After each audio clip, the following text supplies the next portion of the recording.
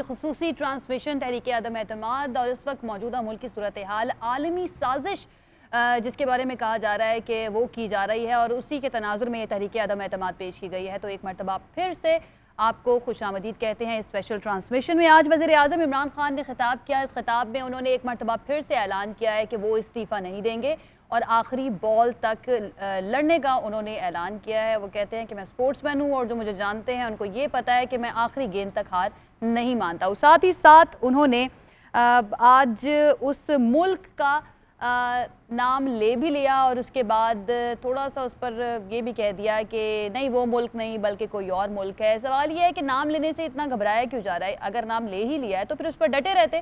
کہتے کہ امریکہ ہی ہے وہ ملک جو ہمارے ملک کے اندرونی معاملات کے اندر یا اندرونی جو پولیٹکس ہے اس کے اندر انٹرفیئر کر رہا ہے اور اس حکومت کو خاص طور پر عمران خان صاحب کو گھر بھیجنے کی سازش جو ہے وہ یہ کر رہا ہے. بہرحال انہوں نے یہ کہا ہے کہ جی اتوار کو ووٹنگ ہونے جا رہی ہے اور وہاں پر جو ملک کے غدار ہوں گے وہ اس تحریک عدم اعتماد کے حق میں ووٹ کریں گے. اس ساری صورتحال پر بات کرتے ہیں. ہمارے ساتھ موجود ہیں سینئر تجزیہ کار ظفر ہلالی صاحب, جنرل ریٹائر غلام مصطفیٰ صاحب سینئر تجزیہ کار ہمیں جوائن کریں گے اور سینئر تجزیہ کار اظہار الحق صاحب بھی ہمارے ساتھ موجود ہیں. ہمارے مہمانوں کا بہت شکریہ ہمیں جوائن کرنے کے لیے. ہلالی صاحب آغاز آپ سے کرتی ہوں.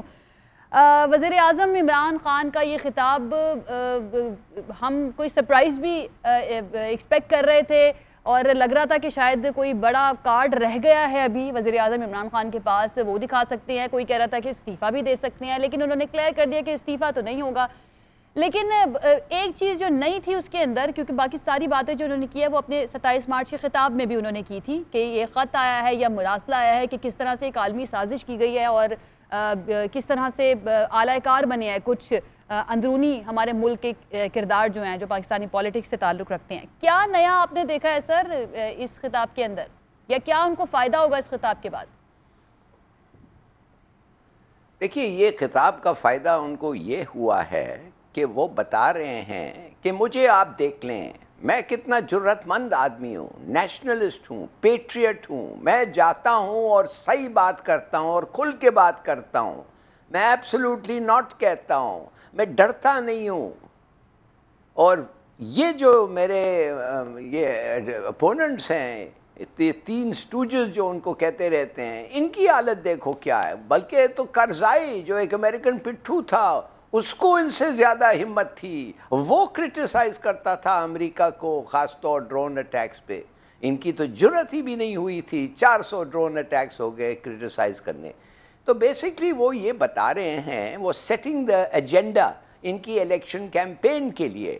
اور وہ کیمپین میں ایک چیز یہ ہوگا کہ میرے طرح نیشنلسٹ انڈیپینڈنٹ بریو کریجس آدمی, ہمت والا آدمی ہے اور میں کسی کی بات نہیں سنتا ہوں. اور اگر آپ لوگ چاہتے ہیں لیڈر تو وہ لیڈر جو ہوں وہ میں ہوں.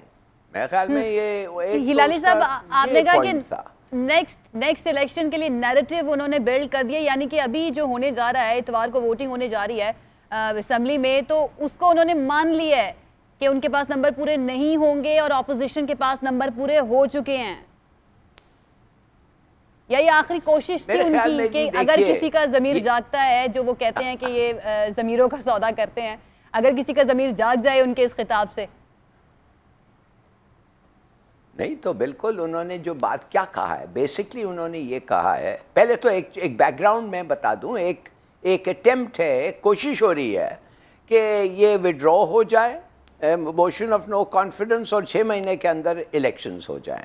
میرے اپنے خیال میں پرسنلی اگر یہ ہوتا تو یہ سب سے اچھا ہوتا, یہ بڑا اچھا فیصلہ ہوتا. اس میں وہ سب چیز وہ جو ہونے والا ہے الیکشن میں شاید وہ ضرورت نہیں ہوتا, مگر وہ لگتا ہے کہ اپوزیشن نے انکار کر دیا ہے اور جو لوگ پریس کر رہے ہیں وہ ناکام ہو گئے. تو اب وہ کہہ رہا ہے کہ آ جاؤ بچو وہ کہہ رہا ہے تم لوگ سب غدار ہو اور یہ غداروں کے ساتھ میں لڑ رہا ہوں اور عوام کو کہہ رہا ہوں. اور وہ لوگ خاص طور جو آپ نے بالکل صحیح کہا جو ان کے خلاف ووٹ کرنے والے ہیں ان کو کہہ رہا ہے کہ تم دیکھو تمہارے ساتھ کیا ہوتا ہے. اور سنا یہ ہے کہ ایم کیو ایم کے ایم این ایز کے خلاف یہ ہوا ہے, نعرے لگے ہیں جب وہ نکلے ہیں, جب وہ نظر آئے ہیں. تو میرے خیال میں ایک بلڈ اپ ہو رہا ہے جی to the election. To the election. ठीक है, इजहारुल हक साहब, सर आपको क्या लगता है ये जो अब नैरेटिव बिल्ड करने की कोशिश की है या कर लिया है वज़ीर आज़म साहब ने, इसका फ़ायदा आपको क्या लगता है उनको क्या होगा? नेक्स्ट इलेक्शन के लिए ही तैयारी अब उन्होंने लिया है, माइंड बना लिया अपना नेक्स्ट इलेक्शन का? देखिए आयशा यूसुफ, नेक्स्ट इलेक्शन में मैं नहीं समझता इन्हें फ़ायदा होगा, क्योंकि लोग बड़े समझदार हैं। फौरन देखें, दो पहलू हैं, एक तो इनकी अंदरूनी पॉलिसियां और दूसरा जिस पर अब ये हाईलाइट कर रहे हैं कि मैं बहुत डटा हुआ हूं और दूसरे मुल्कों के सामने। लेकिन लोगों को याद है कि ये इनकी उस वक्त बहादुरी कहाँ गई थी जब सऊदी अरब के कहने पर इन्होंने वादा करके ये मलाइशिया नहीं गए और उर्दवान और महातीर का जो एक वो वहाँ पर एक नया ब्लॉक बन रहा था, ये वहाँ नहीं गए। और हमारे बहुत सीजन एम्बेसडर बैठे हैं, इन्होंने एम्बैरिस भी किया था सऊदीज को, अर्दवान को, ये बताकर कि मुझे उन्होंने किया है। दूसरा, ये तो एमबीएस के जहाज पर गए थे और फिर वापसी पर अमेरिका से जहाज से उतरवा लिया है। अच्छा, हमारा फॉरेन ऑफिस जो है उसको तो पता ही नहीं होता कि ये क्या कह रहे हैं। अमेरिकन इलेक्शन से एक हफ्ता पहले इन्होंने अपने सारे कार्ड्स, अपने सारे जो अंडे थे वो ट्रंप की बास्केट में डाल दिए। अच्छा, अब ये तो इनका फॉरेन ऑफिस का है एस्पेक्ट कि ये तो देखें ना, हर शख्स यही कहता है आखिर में। आपको पता है कि शिकस्तगी की सबसे बड़ी दलील है दूसरों को गद्दार कहना। बड़ी हैरत की बात है कि एमक्यूएम वाले भी गद्दार हैं, जेयूआई वाले भी गद्दार हैं, मुस्लिम लीग वाले भी गद्दार हैं, पीपल्स पार्टी वाले भी गद्दार हैं, जो मुनहरिफ हुए हैं पीटीआई से वो भी गद्दार हैं। आप खुद सोचिए कि क्या ये बात मुमकिन है? नंबर एक। नंबर दो, आप देखिए कि इन्होंने हमेशा ये कहा है कि मगरिब में ये होता है, मगरिब में ये होता है। तो हुजूर, हम बड़े अदब से पूछते हैं कि मगरिब में तो आप बरतानिया का देखें, थेरेसा मे की हुकूमत 2 साल रही। बेशुमार, मैंने कल के कॉलम में भी लिखा है कि बेशुमार प्राइम मिनिस्टर हैं जिनका 1.5 साल, 2 साल, 2.5 साल टेन्योर रहा है। तो 3.5 साल बाद अगर वोट ऑफ नो कॉन्फिडेंस आता है तो ये फरमाते हैं कि मगरिब में इस तरह होता है, तो फिर जिस तरह मगरिब में होता है वो करें। आराम से बैठकर देखें, 1.5 लाख कभी ऐसा मगरिब में हुआ है कि किसी के खिलाफ वोट ऑफ नो कॉन्फिडेंस आए और वो कहे कि मैं 10 लाख आदमी लाऊंगा और मैं 20 लाख आदमी लाऊंगा और इनसे गुजरकर वोट देना पड़ेगा? ये सारी शिकस्त खुर्दगी की अलामत है। हमारे पाकिस्तान में कदा करामी की माजरत, हम अगर अपनी तारीख को उठाकर देखें, माजी को उठाकर देखें, तो ये जिस तरह वज़ीर आज़म साहब भी बार बार ये कह चुके हैं कि माजी में भी ऐसा हो चुका है। तो एक मुल्क के वज़ीर आज़म है वो, अगर मुल्क का सरबराह इस तरह की बात कर रहा है तो आपको नहीं लगता कि उस चीज़ को भी सीरियस लिया जाना चाहिए कि वाकई में ऐसा हो सकता है जो वो कह रहे हैं? क्योंकि माजी में ऐसा हो चुका है हमारे साथ। माजी में आप क्या कह रही हैं? माजी में क्या होता रहा है? माजी में ये आलमी साजिश की बात कर रही हूँ, जिस तरह से इंटरफेरेंस की जाती रही है पाकिस्तान की हुकूमतों को गिराने के लिए या किसी एक शख्सियत को हटाने के लिए। देखें पाकिस्तान एक छोटा मुल्क है, इसमें हमेशा इंटरफेरेंस रही है। लेकिन कल ही मैं अब्दुल बासित साहब जो फॉरेन ऑफिस के हैं, एक्स एम्बेसडर, वो कह रहे थे कि इस किस्म के खत तो आते रहते हैं। मजे की बात यह है कि ये खत हमारे अपने एम्बेसडर का है और आज अमेरिकन ने कहा भी है कि हमारी किसी एजेंसी, किसी ऑफिशियल ने ये खत नहीं दिया। आप क्या समझती हैं कि ये खत जो हमारे एम्बेसडर का है, क्या इसकी बुनियाद पर एक बहुत बड़े जत्थे में लहरा कर कहना कि मुझे वोट ऑफ नो कॉन्फिडेंस से बचाओ, ये क्या कुछ सेंसिबल बात है? आप वोट ऑफ नो कॉन्फिडेंस जो जमहूरी तरीका है उसके आगे sir झुकाएं। You to the parliaments opinion, assembly में आप सारे मसाइल हल करें, आप लाखों आदमियों की बात न करें। उसके बाद आप आए इलेक्शन में, अपना ये सारा जो है बहादुरी का किस्सा या जो भी है उसको आप करें। ये क्या तरीका है कि आप मिसालें मगरिब की देते हैं? मैं तफसील में नहीं जाना चाहता कि इन्होंने रियासत मदीना के हवाले से क्या किया है। मेरे पास, मैं ब्यूरोक्रेसी का आदमी हूं, मेरे पास 15 ऐसी मिसालें हैं, मेरे पास 15 से ज्यादा मिसालें हैं जिनमें मेरिट को कुचला गया, जिनमें सिफारिश। आप सिर्फ सिविल एविएशन के मौजूदा सरबराह को देखें कि 600 एप्लीकेशंस आई, 18 को शॉर्टलिस्ट किया गया और जिसको लगाया गया وہ 18 میں بھی نہیں تھا, اس کا انٹرویو ہوا سول ایویشن کو, آپ نے ایک ایسے آدمی کے ہاتھ دے دیا جو, یہ ریاست مدینہ ہے جتنی میرٹ کی دھجیاں ان 3 سالوں میں اڑی ہیں, میں آپ کو 15-20 مثالیں دے سکتا ہوں کہ merit in each and every case was vehemently and blatantly and brazenly violated. تو باتیں تو بہت سی ہو سکتی ہیں. انہوں نے مغرب کی مثال دی ہے تو ووٹ آف نو کانفیڈنس, امن و سکون سے آئیں, گریسفلی اس کو ایکسپٹ کریں اور اپنا الیکشن میں آئیں. ان کو کسی نے نہیں روکا الیکشن میں آنے سے. صحیح. ہلالی صاحب آپ سن بھی رہے ہیں ظاہر الحق صاحب کی بات, گریسفلی ایکسیپٹ کریں, یہ کیا بات ہوتی ہے کہ 1 لاکھ بندہ لے آؤں گا یا 10 لاکھ لوگ جو ہیں وہ جلسے میں آئیں گے اور جس نے ووٹ کرنا ہے ان کو ان لوگوں کے درمیان سے گزر کر جانا پڑے گا. تو بات تو ٹھیک ہے, ایک آئینی معاملہ ہے, آئینی طریقے سے طریقے عدم اعتماد آ رہی ہے, اس کو روکنے کے لیے. اور جس طرح سے کل بھی ہم بات کر رہے تھے آپ کے ساتھ کہ اگر 7 تاریخ کو یہ مراسلہ یا خط پہنچا تو اس کو روک کے کیوں رکھا گیا, 27 تاریخ والے دن اس کو کیوں سامنے لایا گیا, دیر نہیں کر دی, یا پھر یہ جو کہہ رہے تھے کہ ہمارے پاس ٹرمپ کارڈ ہے, یہ اسی کو ٹرمپ کارڈ قرار دے رہے تھے اس خط کو. پہلے بات تو یہ ہے کہ یہ کیا کہہ رہے ہیں کہ ہم نے گریسفلی ایکسیپٹ کرنا ہے کہ ووٹ بکے ہیں, کہ ایک بے شرمی سے ہارس ٹریڈنگ ہوئی ہے, کہ ایک کمرے میں دن رات ہارس ٹریڈنگ ہوتی ہے, ایڈوانس پیمنٹ ہوتے رہیں, کہ یہ ایکسیپٹ کرنا چاہیے گریسفلی.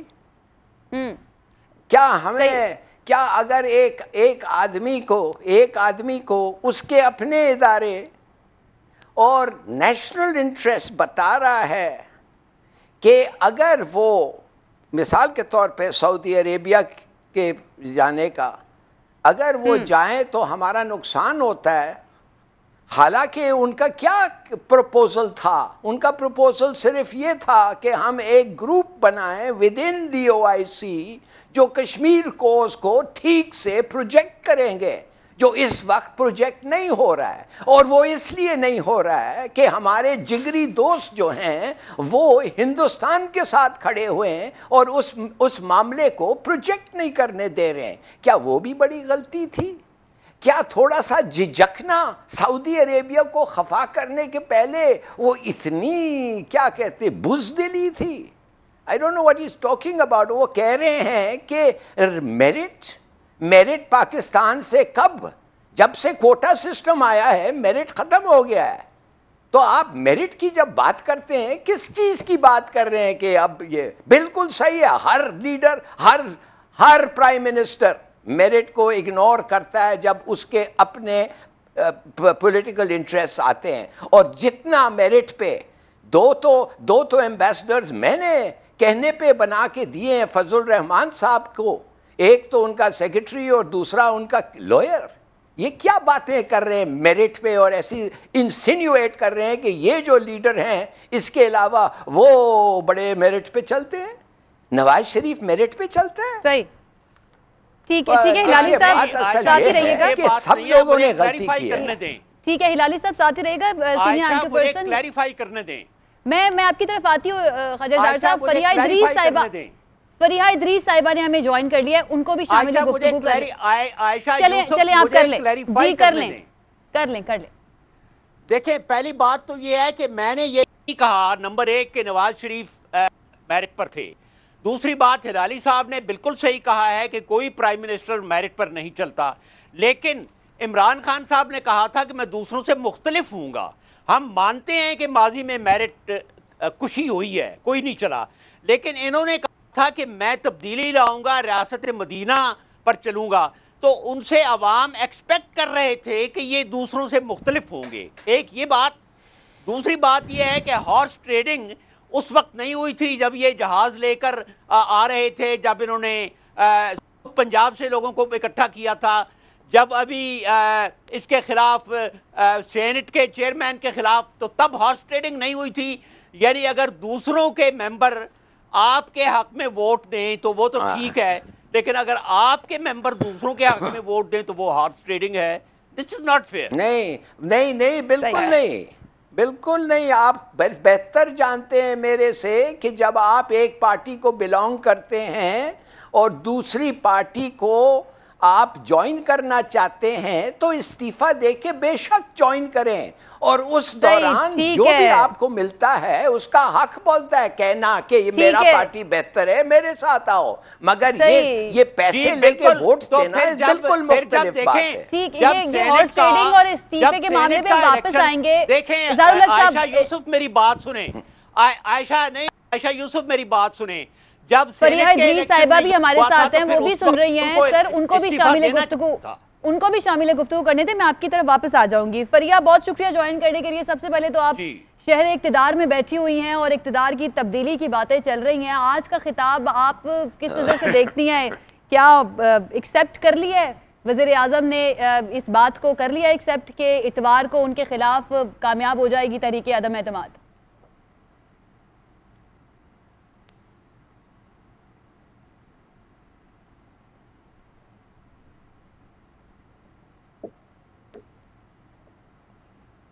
رابطہ منقطع ہو گیا ہے جی۔ فریحہ ادریس صاحبہ سے کوشش کرتے ہیں ایک مرتبہ پھر ان سے رابطہ کریں۔ جی اظہار الحق صاحب آپ کمپلیٹ کر لیجئے اب۔ جی میں یہی عرض کر رہا ہوں کہ بالکل صحیح فرمایا ہے میرے دوست نے کہ اگر پارٹی کی رائے سے اختلاف کرنا ہے تو استعفیٰ دو، تو یہی کچھ تو پہلے بھی ہوتا رہا۔ جب انہوں نے گورنمنٹ بنائی تو تب انہوں نے دوسروں سے ووٹ نہیں لیے، اور ابھی جب سینٹ کا الیکشن ہوا تو تب کیا ہوا تھا؟ تب ہارس ٹریڈنگ نہیں ہوئی تھی، تو پھر اس وقت بھی دو الگ معیار نہیں ہو سکتے نا، ہر جگہ ایک ہی معیار رکھیں، یہ گزارش کرنی تھی۔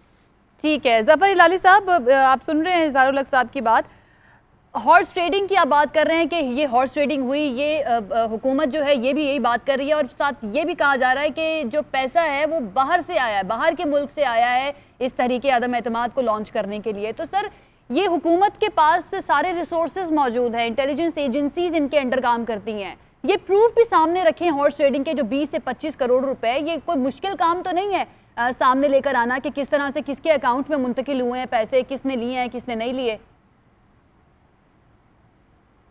بالکل صحیح کہہ رہی ہو، اور مجھے نہیں پتا کیوں ہمارے جو ایجنسیز ہیں جو اتنے اچھے ہیں اور کہتے ہیں دنیا میں نمبر 1 ہے، میں یہ جاننا چاہتا ہوں جب مجھے ایک میرے طرح آدمی کو پتا ہوتا ہے کس نے کدھر دیا، کتنا دیا، کیا اس کے کیا پیمنٹس کیا تھے، ڈاؤن پیمنٹس کیا تھا، اور الیکشن کے بعد جو باقی پیمنٹ جو ہوں گے، اور ان کے اے ٹی ایمز کون تھے، 2 آدمی مثال کے طور پہ سندھ میں جو ہیں، وہ سب باتیں جو ہیں لوز ٹاک سے ہمارے پاس تک آ جاتے ہیں، مگر ان لوگ پکڑ نہیں سکتے۔ میں معاف کریے، میں سمجھتا ہوں کہ یہ جو ادارے ہیں ہمارے جن کا کام ہے کہ یہ تو سیڈیشن ہے کانسٹیٹیوشن کا، یہ وائلیشن ہے کانسٹیٹیوشن کا، سیڈیشن سزائے موت ہے اگر آپ یہ کریں تو، پھر بھی ان کو پرواہ نہیں ہے، مگر کھلا یہ ہو رہا ہے۔ اور دوسرے طرف جو آدمی سب کے سامنے چوری ووری کی ہے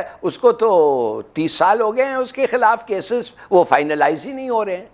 تو یہ ایک سوسائٹی ہے جس میں بڑے سارے خامیاں ہیں، ایک آدمی 3 سال میں ٹھیک نہیں کر سکا جو دوسرے نے 30 سال میں نہیں کیا، تو to expect that is too مچ۔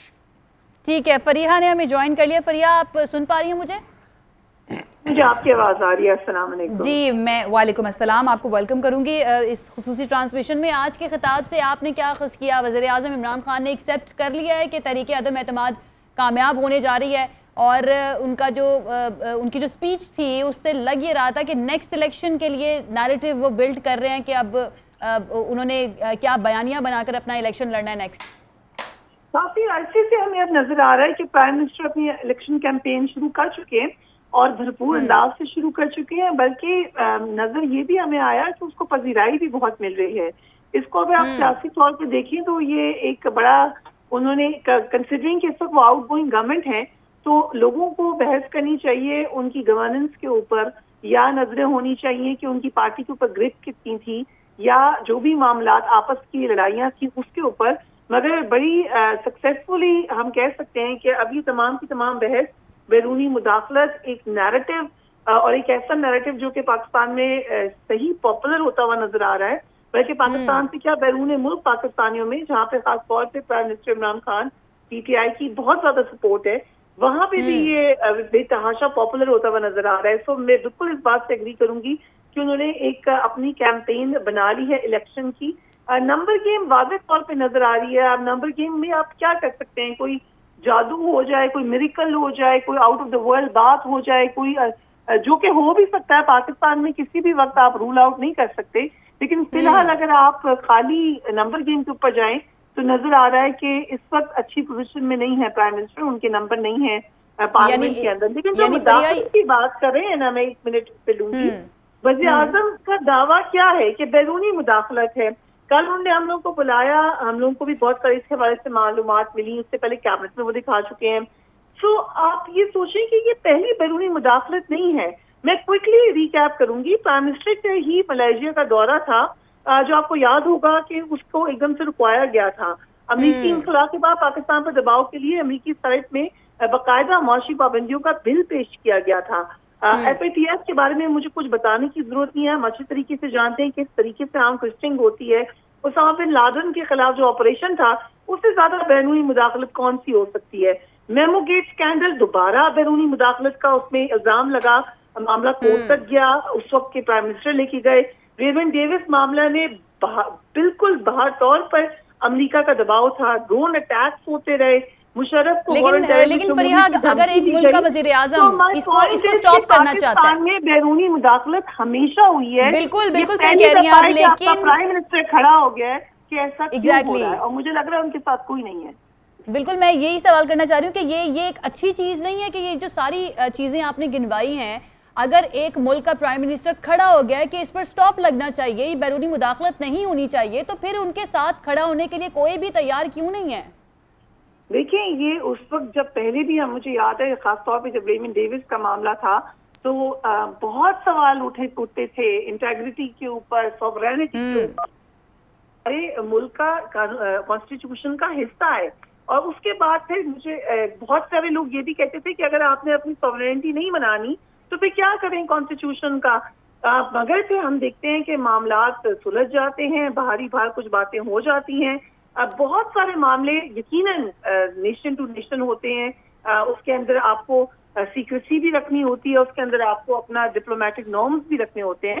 لیکن یہاں پہ پرائم منسٹر اکیلے میں اس لیے بھی نہیں کہوں گی کہ آج ہم نے دیکھا کہ جو اس راشٹر کے حوالے سے پرائم منسٹر نے جو میٹنگ کی مختلف افواج کے سربراہان سے, وفاقی وزراء نے بھی اس میں شرکت کی, تو اعلامیہ بڑا چیز کے کہہ رہا ہے. اپوزیشن کی ظاہر سی بات ہے, ان کی سیاست ہے, انہوں نے اس کو ڈینائی کرنا ہے. وہ اب آ کے یہ تو نہیں کہہ سکتے کہ جی بیرونی مداخلت کے اوپر ہم آگے ہیں یہاں پر ایک ووٹ آف نو کانفیڈنس لے کے, جو کہ ہم 2 سال سے پلان بنا رہے تھے. تو انہوں نے تو اپنا سیاسی بیانیہ لے کے چلنا ہے.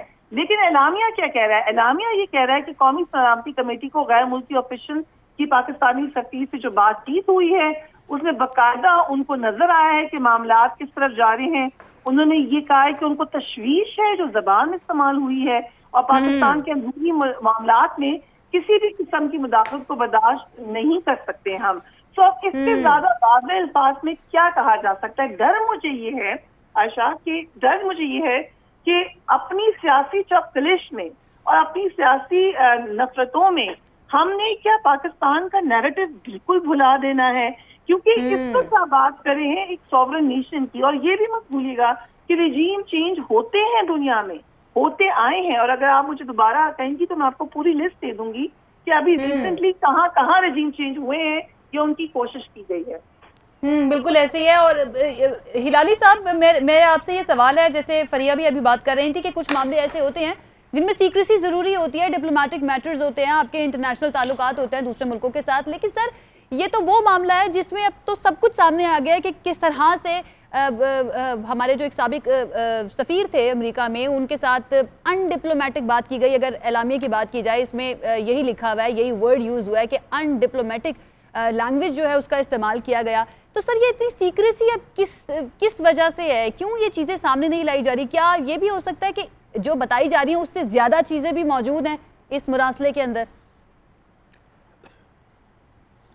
دیکھیے, کبھی کبھی جب آپ کا ملک کا سٹانس اتنا تگڑا ہوتا ہے, اتنا وہ کیا کہتے ہیں, وہ برداشت نہیں کر سکتے ہیں کہ ان کو کوئی کرٹیسزم ہو یا اس سے کوئی ڈیویشن ہو, تو خود آپ ऐसे अल्फाज इस्तेमाल करते हैं जिससे आप बात कर रहे हैं उसमें कोई कभी गलत फहमी ना हो। मैं तो बड़ा खुश होता हूं एज ए डिप्लोमेट कि जब मेरे साथ एक फेलो डिप्लोमेट वैसे अल्फाज चुन के बात करता है विच कन्वेज के उसका प्रॉपर मीनिंग क्या है। अब मैं आपको एक मिसाल दूं, ये जो यूक्रेन की बात है, मैं चौंक गया कि मैं एक अमेरिकन डिप्लोमेट को 4-5 दिन पहले मिला था और मैं चौंक गया कि कितने सीरियसली और कितने दुख हुआ है उसको कि हमने एक न्यूट्रल स्टांस ले लिया यूएन में, जो हमारे लिए बड़ा मुनासिब था, इसलिए कि हमें पता था हिस्ट्री क्या है यूक्रेन का, हमें पता था कितने बार रूस ने उनको कहा है मत आओ, मत लो नेटो में, मत लो, मगर वो कहते रहे हम नहीं लेंगे, मगर लेते रहे। और जब उनको कहा क्यों ले रहे हो, वो कहते क्या हम तुम्हें लिख के दे दिया था कि हम एक्सपैंड नहीं करेंगे नेटो। देखिए बात असल ये है, इन्होंने सब अंडर एस्टिमेट किया रूस को।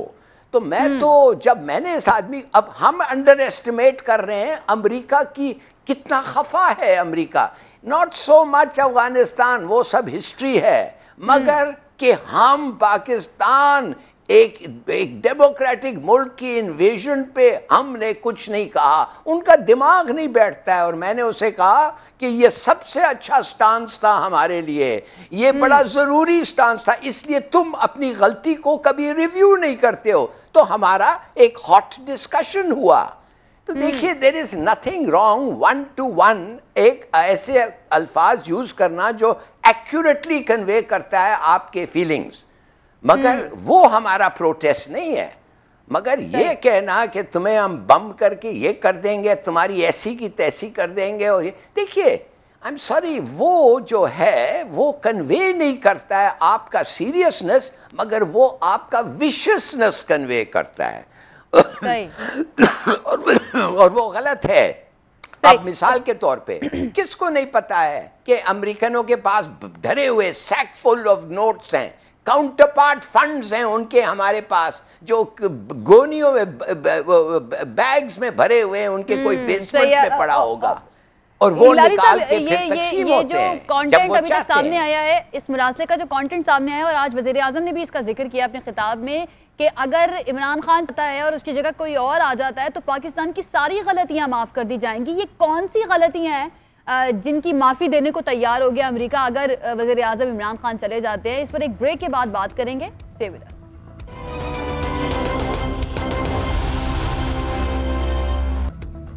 जी नाज़रीन, ब्रेक के बाद खुशामदीद। ज़ारुल हक साहब, ये जो कंटेंट अभी तक सामने आया है, कुछ पॉइंट्स सामने आए हैं जिनका आज वज़ीर आज़म ने भी जिक्र किया, जो ब्रेक से पहले मैं बात कर रही थी कि अगर तहरीक अदम एतमाद कामयाब हो जाती है, वज़ीर आज़म चले जाते हैं, तो फिर पाकिस्तान की सारी गलतियाँ माफ़। ये कौन सी गलतियाँ हैं जिनकी बात की जा रही है?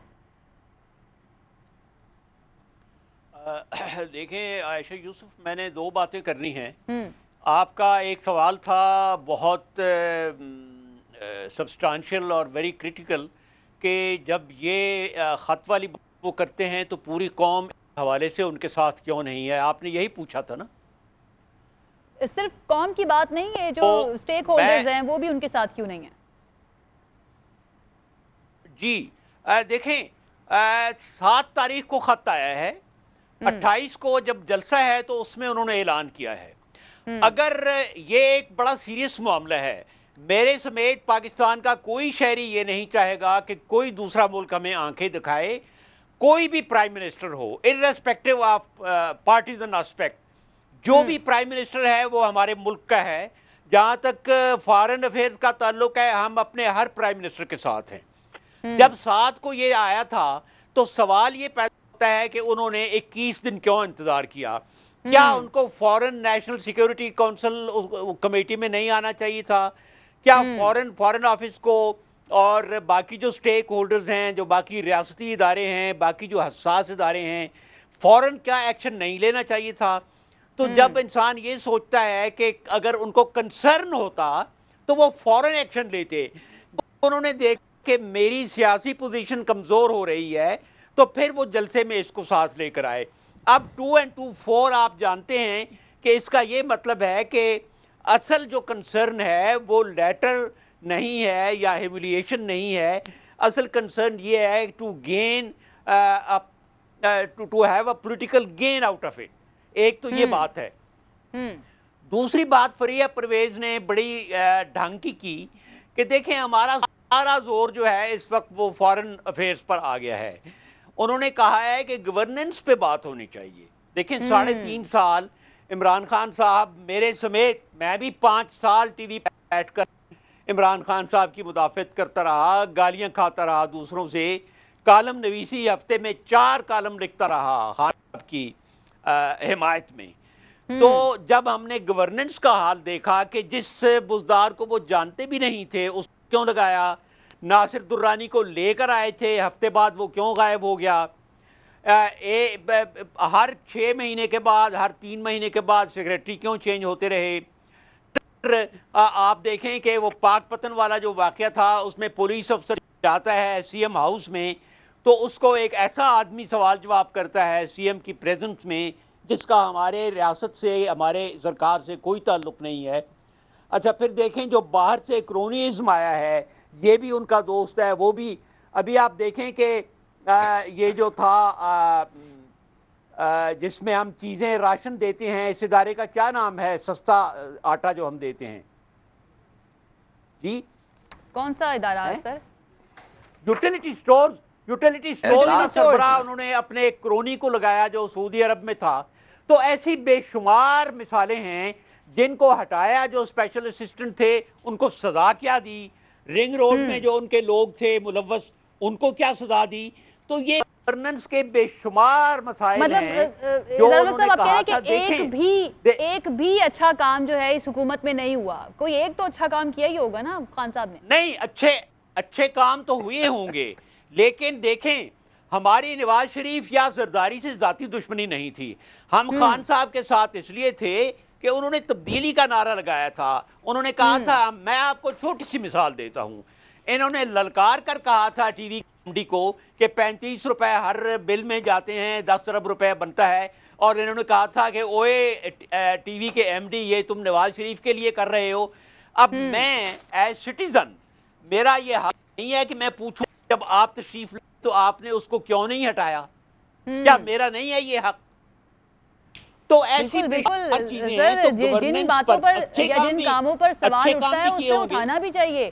جو اچھے کام ہیں ان کی تعریف بھی ہونی چاہیے, جو اچھے کام نہیں کیے ہیں جہاں پر اقربا پروری ہوئی ہے وہاں پر تنقید بھی کی جانی چاہیے, اس میں کوئی شک والی بات نہیں ہے. ہلالی صاحب جو برے کام کیے ہیں وہ تو اظہار الحق صاحب نے بتایا, ذرا آپ یہ بھی بتائیے کہ کیا کیا آپ کو لگتا ہے کہ وزیر اعظم صاحب نے اچھے کام کیے ہیں اس 3.5 سال میں, یہ جو آج نیریٹو بنا رہے ہیں وہ اس کے علاوہ کہ جن کی بیس پر اس نیریٹو کے علاوہ وہ اگلے الیکشن میں جا سکتے ہیں اگر اس نیریٹو کا استعمال نہ بھی کرنا پڑے تو. کیا اس حالت میں نہیں تھی ان کی گورنمنٹ کہ اس کی بیس پر, اپنی کارکردگی کی بیس پر اگلا الیکشن جو ہے وہ جیت سکتی؟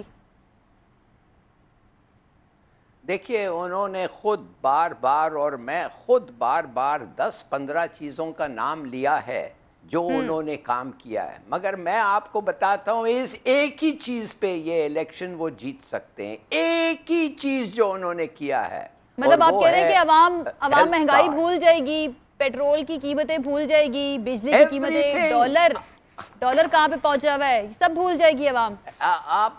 آپ ایک دیکھیے پہلی بات تو یہ ہے کہ ایک پولیٹیشین جو ہے وہ اپنی خوبیاں کو السٹریٹ کرنے کے لیے اپنے نیگیٹو پوائنٹس پہ کنسنٹریٹ نہیں کرتا ہے. تو اگر انہوں نے آج ان پوائنٹس پہ کنسنٹریٹ کیا ہے جدھر وہ سکسیسفل ہیں اور جدھر پبلک پرسیپشن ہے وہ کامیاب ہوئے ہیں, وہ that's nothing wrong with that, وہ تو ہوتا, دیٹ از ویری نیچرل. اور اگر انہوں نے کہا ہے مجھے دیکھو ایک طرف جو یو این میں کھڑے ہو کے بغیر نوٹس تقریر کرتا ہوں اور ایک ریزولوشن پاس کراتا ہوں اسلاموفوبیا پہ جو پوری دنیا ایکسپٹ کر کے 15 مارچ ڈکلیئر ہو جاتا ہے, اور جا کے دیکھو انہوں نے 30 سال انہوں نے کیا کیا ہے. کیا دیکھیے جب وہ آدمی اپنے آپ کو فیوریبلی کمپیئر کرتا ہے وی شوڈ ایکسپٹ دیٹ. اگر فیوریبل ہے, میں تو سمجھتا ہوں ان کچھ چیزوں میں بہت فیوریبل ہے. انہوں نے بڑے اچھے پوائنٹس نکالے ہیں کہ ایڈمنسٹریشن اور مینجمنٹ میں ان کی سٹرونگ پوائنٹس نہیں تھی تو وہ اس پہ کنسنٹریٹ نہیں کرے گا. ضرور کرٹیسزم ہونا چاہیے، بالکل ٹھیک بات ہے. جس قسم کے تبادلے ہوئے ہیں اور جس قسم کا ریپیوٹیشن، حالانکہ بزدار ایک فلم نکالا ہے اپنے اچیومنٹس پہ، وہ جو آپ لوگوں کو ہم لوگ سب کو دیکھنا چاہیے، اس پہ بھی جو بات ہو رہی ہے. مگر میں صرف ایک چیز یہ کہوں گا، دیکھیے بات اصل یہ ہے کہ ہم ایک آدمی، اس کی سب سے بڑی اس کی پل کیا ہے؟ وائی ڈو آئی لائک، میں کیوں اس کرکٹر کو پسند کرتا ہوں؟ ایمان سے میں آپ کو کہہ رہا ہوں، کوئی کچھ اس کے پروگرامز ہیں ٹھیک ہیں، کچھ نہیں ہے، کچھ ڈیسیشنز ہیں گڈ ہیں، کچھ نہیں ہے. مگر ایک ہی چیز، یہ آدمی ہاف ایماندار تو ہے. مجھے دیکھیے، میں نے دیکھا ہے کلوز کوارٹرز پہ کہ یہ جو لیڈرشپس ہیں یہ کس طریقے سے بیہیو کرتے ہیں اور پیسے ہمارے کیسے جاتے ہیں، ہماری عوام کے پیسے کیسے خرچتے ہیں. اور میں نے اس آدمی میں یہ دیکھا ہے کہ اس کا ایک جینیوئن کنسرن ہے غریب کے لیے. ایک پہلا پروگرام جب انہوں نے لگا رہے تھے یہ پناہ گاہ کا کراچی میں، انہوں نے، میں بھی ادھر بیٹھا ہوا تھا، پرائم منسٹر بن کے آئے تھے. ان کا جینیوئن کنسرن ہے، یہ ریئلی ہی کیئرز. یعنی درد دوسرے دل جو رکھتے ہیں جن کو ہم اچھی طرح سے جانتے ہیں، یس، اور he has manage to communicate that to the people. اور لوگ ریلیٹ کرتے ہیں، آپ یہ کہنا چاہ رہے ہیں. ٹوٹل ریلیشن، مائی گاڈ. میں ایک دفعہ ایک پرائم منسٹر کو مجھے بریف کرنا پڑا اور کہا کہ مہربانی سے آپ جا رہے ہیں ایک ملک میں جدھر انہوں نے ہمارے پیسے لیے ہیں، ہمارے ایئر کرافٹ جو ان کو دینا تھا نہیں دیے ہیں، اور یقین کر سکتی ہیں آپ کہ ابھی وہ ایک ہمارے پارکنگ چارجز وہ ایئر کرافٹ کے لیے چاہتے ہیں جو ہمارے ہیں، جو انہوں نے اس لیے نہیں دیا ہے کہ ان کی کوئی جسٹیفیکیشن نہیں ہے، مگر پارکنگ چارجز ہمارے سے لیتے ہیں. آپ مل رہے ہیں، کہو. تو کہنے لگے کہ یہ بات میرے خیال میں میرے وہ ریئل ٹاکنگ پوائنٹس میں نہیں ہے، میں یہ کیسے کہوں. صحیح. تو یہ ڈیفرنس آپ نے دیکھا ہے باقی سب میں اور عمران خان صاحب میں. ٹھیک ہو گیا. فریحہ، آج صبح سے ایک خبر چلتی رہی اور وہ یہ کہ اپوزیشن یہ کہہ رہی تھی کہ عمران خان صاحب ہم سے NRO مانگ رہے ہیں، اور عمران خان صاحب کہہ رہے ہیں کہ فیس سیونگ ہونی چاہیے، عدم اعتماد اگر آپ واپس لیتے ہیں تو میں الیکشن جو ہے وہ اناؤنس کر دوں گا، اسمبلیاں تحلیل کر دوں گا. تو واقعی میں ایسا ہی تھا؟ یہ کوئی مصالحت کی کوشش کی گئی تھی اپوزیشن کے ساتھ؟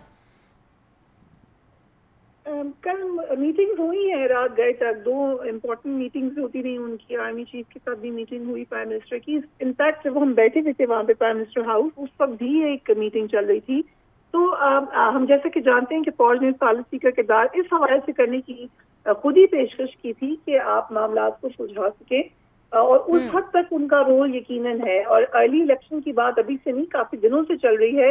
پہلے پرائم منسٹر اس کو زیادہ سنجیدگی سے نہیں لے رہے تھے، اب انہوں نے شاید اس کو تھوڑا سا لیا سنجیدگی سے، مگر ہم نے دیکھا کہ اپوزیشن کی طرف سے بالکل ہی ریجیکٹ کر دیا گیا. اپوزیشن کے پاس ظاہر نمبرز پورے ہیں اور وہ سمجھتے ہیں کہ وہ اس وقت ون ون پوزیشن میں ہیں، تو وہ پرائم منسٹر سے کسی بھی طریقے کی نیگوسیشن کرنے کے لیے بالکل بھی تیار نہیں ہے. لیکن پھر یہ ایک طرف وزیر اعظم کہہ رہے ہیں کہ عالمی سازش ہے اور یہ اعلی کار بنے ہوئے ہیں عالمی سازشوں کے، دوسری طرف چاہے بڑی مشکل سے ریزسٹنس کے بعد مانے لیکن مصالحت کے لیے مان بھی گئے. تو یہ آپ کو نہیں لگتا کہ 2 الٹ باتیں ہو جاتی ہیں کہ جو لوگ بیرونی قوتوں کے اعلی کار بن رہے ہیں آپ ان کے ساتھ مصالحت کیوں کریں گے؟ پھر دیکھیں ارلی الیکشن جو ہے نا وہ اب تقریباً آن ٹیبل ہے، اور بڑی حد تک سیاستدان ہے پرائم منسٹر بھی، ان کو نظر آ گیا ہے کہ ان کو جو ایک سرچ ملا ہے پبلک اوپینین میں.